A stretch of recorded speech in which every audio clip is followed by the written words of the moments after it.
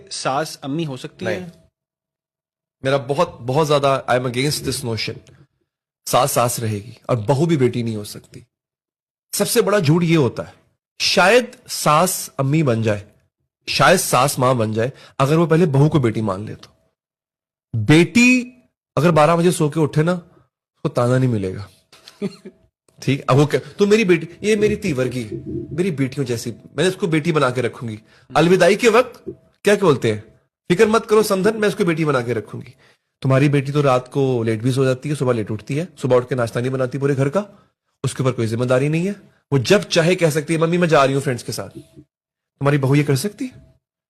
अगर वो नहीं कर सकती तो डोंट कॉल हर बेटी, वो तुम्हारी बहू है। और अगर वो तुम्हारी बहू है तो फिर तुम मां का दर्जा एक्सपेक्ट नहीं करो उससे, तो तुम्हें वो सास बन के तुम सास रहोगी फिर उसके लिए। प्रॉब्लम पता क्या आता है बहू और सास का? हम मर्दों का प्रॉब्लम ये है, हमें बहू में बीवी में मां चाहिए होती है। और जिस रोज मां को पता चलता है ना कि ये मेरी बीवी में मां ढूंढ रहा है वो बिफर जाती है। एक प्रॉब्लम ये है, अब ये बात थोड़ी सी मैं खुली करने जा रहा हूं और ये हकीकत है। प्रॉब्लम इसमें सिर्फ ये है कि मां हार जाती है। मां 24 घंटे मां रह सकती है। वो जो बीवी है ना, वो दिन को मां रह सकती है, रात को गर्लफ्रेंड बन जाती है। यहां पे वो बाजी जीत जाती है। एक तल्ख हकीकत है।